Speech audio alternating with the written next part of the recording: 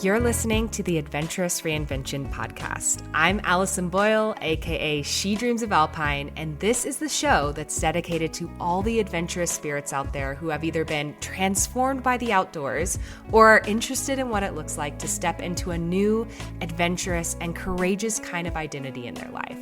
It doesn't matter what your background is in the outdoors, what age you're starting at, or where you grew up. If you're curious about the outdoors and using adventure as a way to reinvent yourself, you're in the right place. I'll be sharing all kinds of personal adventure stories, lessons I've learned from the mountains, teaching what I know about the outdoors and leadership, and interviewing some amazing adventurous women all along the way. I've been coaching women on becoming safe, confident, and self-sufficient backpackers and leaders of their own adventurous lives since 2018, and I know exactly what big fears and self-doubts can pop up along the way. I have so much to share with you, so let's dive in. Hello everyone, it's Allison, and before we dive into today's episode, I wanted to just kind of give a quick announcement. So I'm taking a little summer break from the podcast. I've got some very exciting personal adventures planned for the summer and also some really epic client trips that are coming up on the horizon. So this pause is really just to give me and my team a little space to breathe and reset and focus in other areas of our business right now. But I didn't want to leave you hanging with nothing to listen to over the summer. So I am going to be sharing something really special. I'm going to be sharing a behind the scenes audio series from my hike on the John Muir Trail. So my husband Michael and I set out to thru-hike the John Muir Trail back in 2020. So that is a while ago now. We were aiming to finish it in 22 days, but due to some massive wildfires and a full national forest closure, we had to bail early. This is something we definitely didn't expect. So this series, for some reason, we decided to record like a daily podcast back then. This was before I even had the podcast. But this series is going to be showing you a real, raw, behind-the-scenes audio that we recorded on the trail when we were out there doing the John Muir Trail as we dealt with all the highs, the lows, the relationship dynamics, and also the huge disappointment of getting kicked off the trail early in 2020, and then our eventual comeback in 2021 to finish it. So if you have ever dreamed of hiking the JMT or you just love a good adventure story, you are going to love these sort of like bite-sized episodes that are coming up of our kind of behind the scenes trail diary. This is something that I've never released before. So I really think you're going to enjoy this, and it will kind of like fill that, adventure itch that you might be getting while we're taking a little break from our normal episodes. And this series will run through about mid-August, and then we will be back with fresh episodes on the Adventurous Reinvention podcast. If you're listening to this kind of midway in the series, be sure to go back and listen to previous episodes. But at the end of the day, I hope you enjoy this and that it's a nice little kind of thing to get you excited about your own adventures and maybe even eventually pursuing the John Muir Trail one day. All right, let's dive in. Hello everyone. This is Allison. And Michael. And we are on day 10 of our JMT podcast. Today we started at, I think it was South Fork River. Yep, I think that's what we called it. South Fork River, and then made our way over Mather Pass. And now we're camping in an area called Deer Meadows, just past the Palisade Lakes.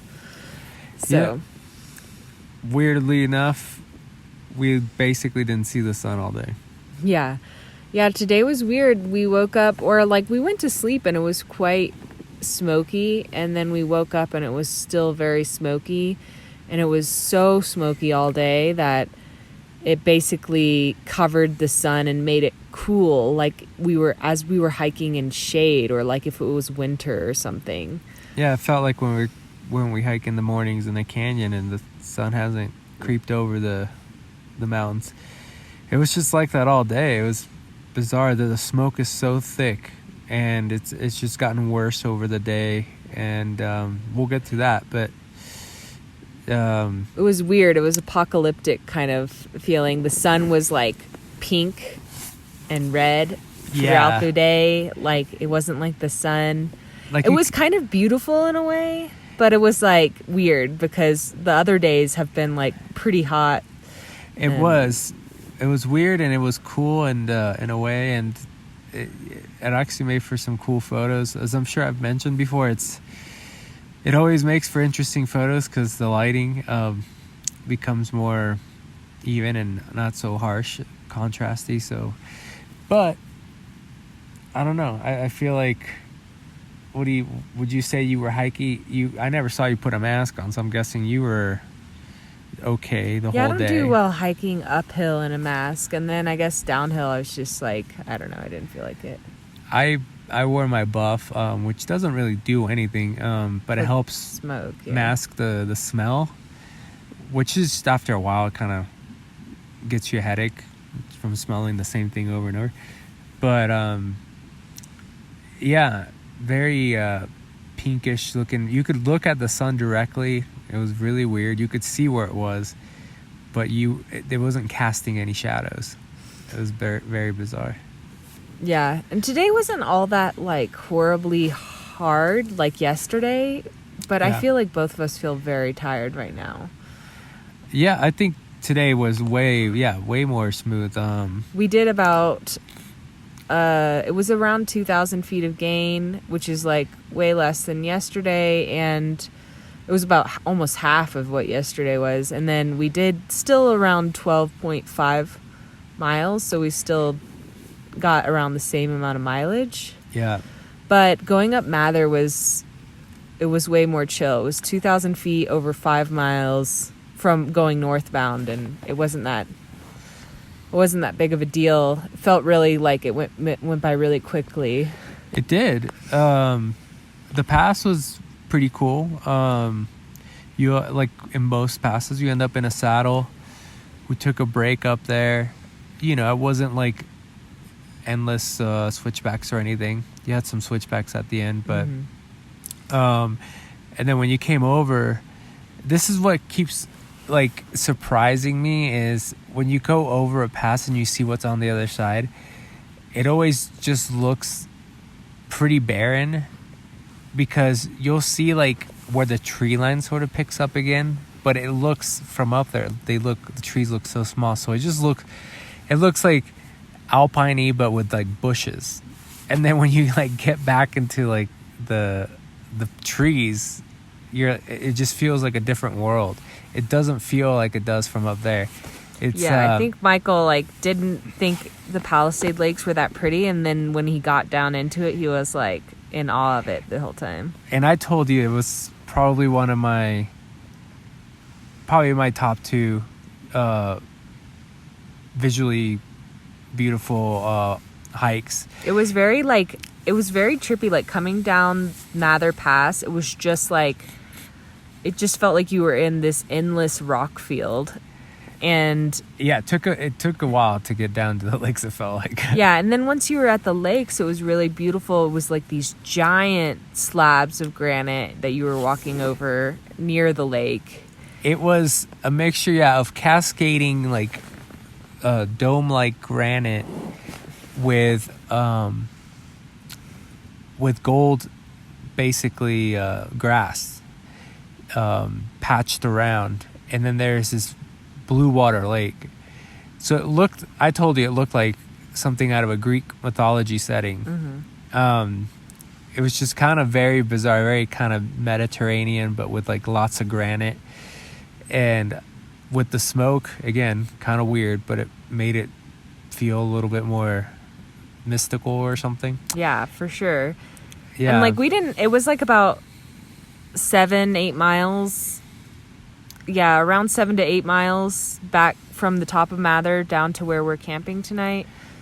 And we kind of just like powered through it for the most part. I mean, we took a couple breaks, but short breaks. And like, I feel like every day lately, since we started the second leg of the trip, we've been hungry. And again, we were hungry today and feeling like we had no more snacks to eat. We can't figure out if we're eating our snacks way too early in the day or if we actually legit have less snacks. Yeah. I'm pretty sure it's The former. I was gonna say latter, but I know, that's all right. that's not the. But so you walked in front of me for a while. You listened to your audiobook, and I just fell back. Usually I'm the faster hiker, but I just fell back and took lots of photos of that area. It's okay. Because pretty much all the way down to the Golden Staircase, it was like that. And we haven't even mentioned the Golden Staircase. They might not even know what that is. Yeah, we'll get there. But you're at the lake for a while. You're kind of descending slowly into the lake, and then you're like basically just traversing the lake. But then the lake turns into these beautiful cascades all the way down to the Golden Staircase. But you can tell them what the Golden Staircase is. The Golden Staircase is just like, I'm guessing they just call it golden because like the rock is kind of like a goldy brown. Yeah, it's like a weird stained sandy sort of color. Granite. Yeah. It's just sandy. But it's a staircase, obviously, because it's a staircase. And it was, like, intense. Like, going down the stair... We were saying, like, we felt fine until the end of the Palisade Lakes. But that point from the Palisade down to where we're camping in Deer Meadow, basically, like, the entire Golden Staircase, that beat our knees and our legs up. And we were definitely, like...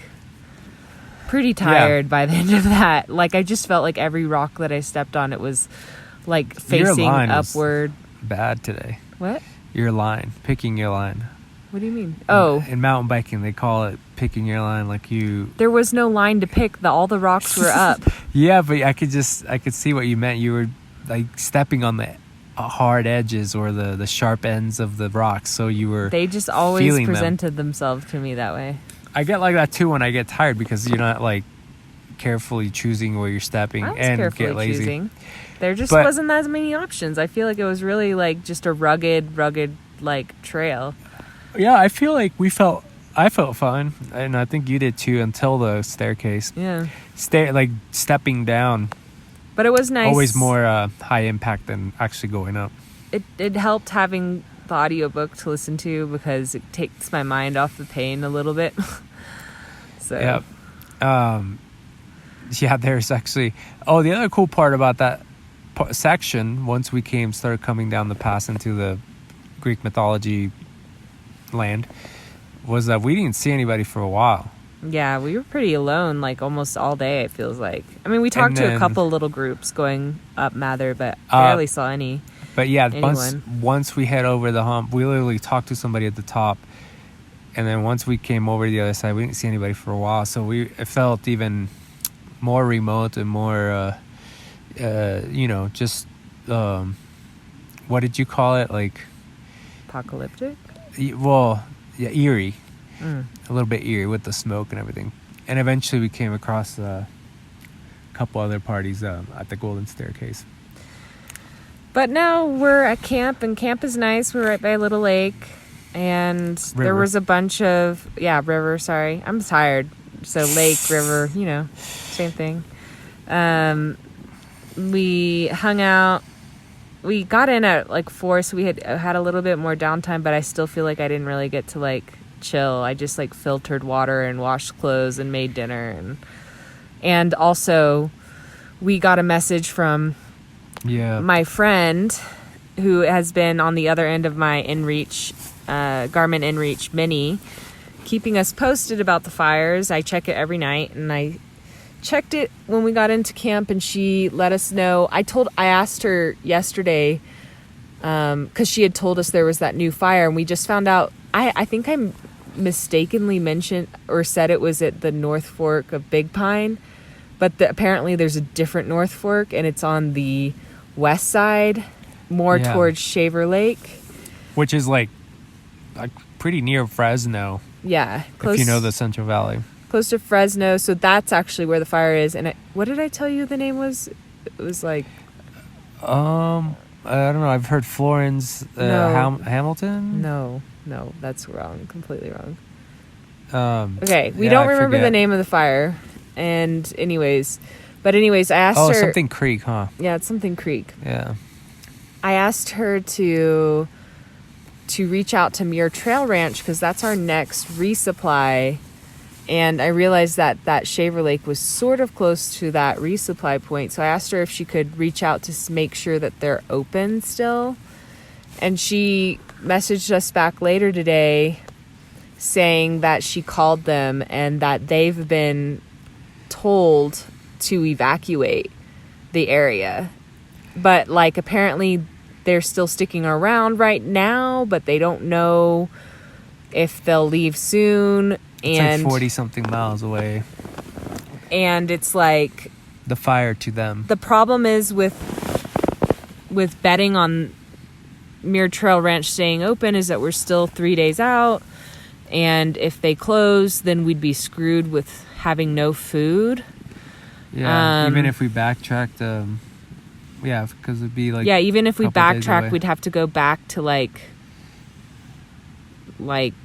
Bishop Pass. So we're still like, we haven't gotten to Bishop Pass yet. So currently right now, I think our plan is we're going to go to LeConte Ranger Station tomorrow, which is at the intersection of the JMT and Bishop Pass. It's about 7 miles from where we are right now. And hopefully we'll find the ranger there and we can just like kind of confirm some information if he has any. But if he's not there, then I think we're for sure going to be bailing out of Bishop Pass, which is like an 11-mile trail to South Lake Trailhead. And we're going to figure it out from there. Whether that means like we resupply in Bishop and then hop back on the trail. Yeah. Or if it means that we have to start a little further north and just do the northern section and maybe come back to the middle section if we still have time. I just don't really know what it's going to look like. It's going to depend on how serious all these closures are. And yeah, it's hard to like get a lot of information out here when we have like, you know, minimal stuff. Luckily we have the InReach Mini, which has helps, but it is minimal information. And yeah, it's a real bummer. I mean, it's more of a bummer for anybody who's in the immediate danger of that fire, but we thought we were done with this fire thing. We left it behind us, you know, down in Cottonwood, but it seems to have found us again and become even more of a threat to the trip. Yeah, the thing that concerns me the most is that they're telling Muir Trail Ranch to evacuate, which Muir Trail Ranch is only like 0.7 miles off the main John Muir Trail. So that's just like a little concerning. I just don't really know what to think about that. But I definitely don't want to get stuck without any food. Yeah, that's a concern. You know, as much as I love Michael's trout, like I just don't see it fueling us for the rest of the trip. It could if we wanted to. We'd just be like catching trout all day and then burning energy trying to cook it. Yeah, and now that this carries any merit next to, you know, our safety and the safety of others and, you know, potentially starving. But yeah, I'm especially bummed out because I don't care about like having to skip forward and starting further north if worse comes to worse and coming back. But I've been taking photos for a project I'm working on, and you know, it kind of puts a damper on that. But I always feel like we can fill that in, like whether that means like maybe we could grab maybe late season, end of September, if fire settled down, we could grab a late permit and just do the section if we missed it. Yeah, I know. It's just not the same. It's not the same because you're only thinking it. It's not the same. But anyways, again, that's the thing that keeps racing through my mind. I feel like I wouldn't be that stressed out about it if it wasn't for that. Because I think that we'll make the right choice, and I think this is the name of the game with through hiking. Like, sort of. I mean, how many states catch on fire like California? Well, yeah, but I meant like this is the risk you always take. This is what I mean. This is a risk you always take when you do a long through hike. Yeah. Is you can't know the weather or what's going to happen. Like a month out. We're 10 days in, like a couple weeks. Into our trip, it's like we can't forecast what's going to happen. We just have to like play it by ear. We even ran into a guy today.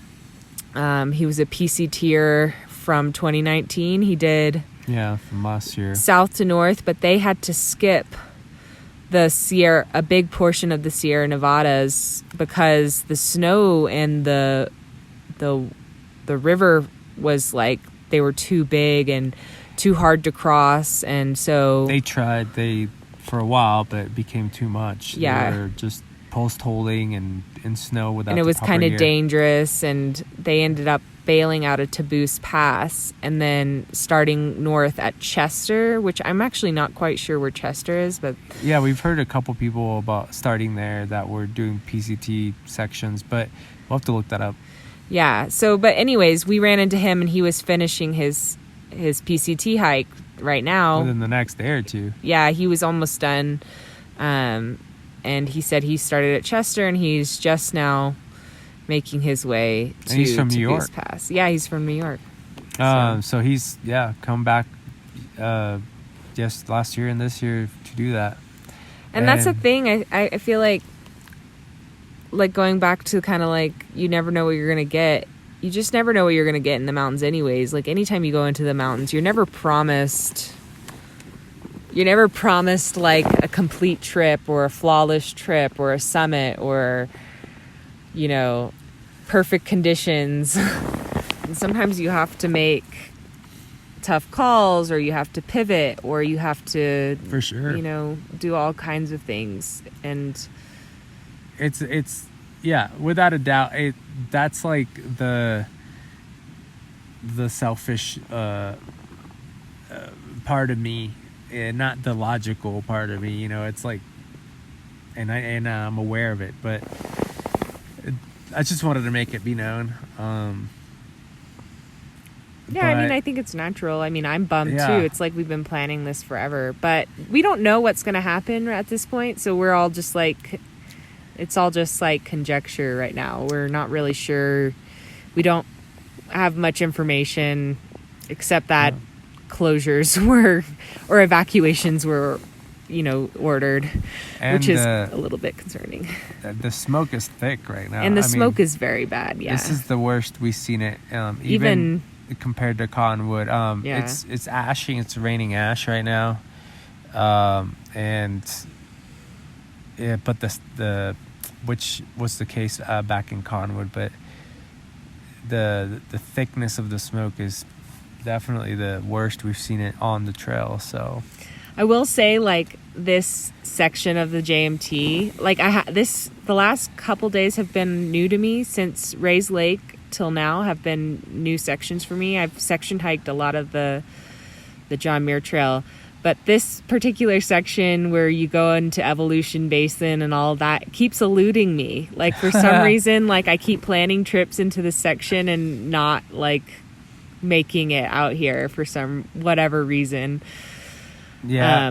Again, I'm not saying, like, that's going to be our fate, but I just think it's pretty funny. If it does like, happen, that, like, if we have to start further north, then it's like I've done the northern section. It's kind of funny. Yeah, that is kind of interesting. But today, today was the first day where everything was kind of unknown territory, huh? Yeah, everything was new. I'd never been in the Palisade Lakes. I've been on the other side of Middle Palisade. Oh, is it just today or the last 2 days? The last since our Wood Creek Bridge. Yeah, so the last 2 days. Yeah, the last 2 days. Yeah, I've been new. So, and I've never done Bishop Pass, so if we have to go over that, that'll be new for me too. It will. It's just unfortunately 11 miles new. Yeah, it said on the book or the map that it's 11 miles to the trailhead and 33 to town.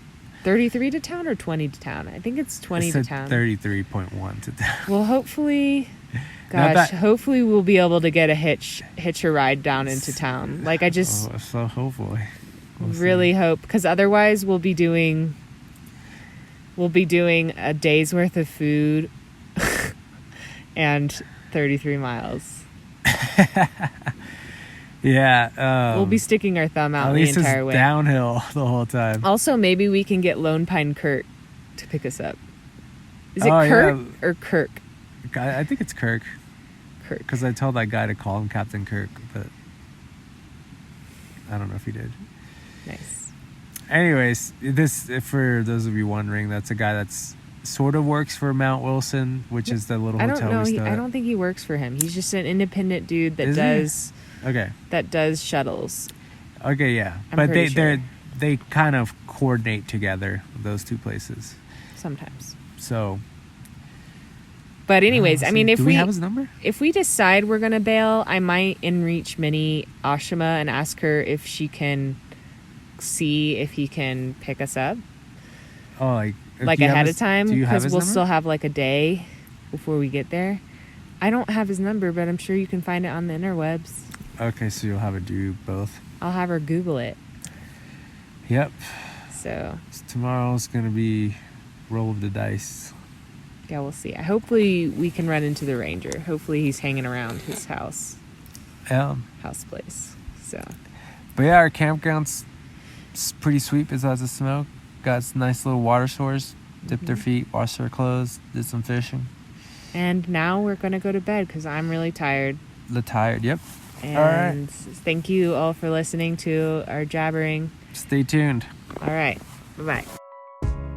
Hey, I wanted to thank you real quick for tuning into the show and listening all the way to the end. If you love this episode and you want deeper support in becoming a safe, confident, and self-sufficient hiker and backpacker, then head over to shedreamsofalpine.com/waitlist to learn more about our Backpacking Badass coaching program, where I teach you absolutely everything you need to know to be self-reliant on the trails and stop waiting around on others for the adventure invite.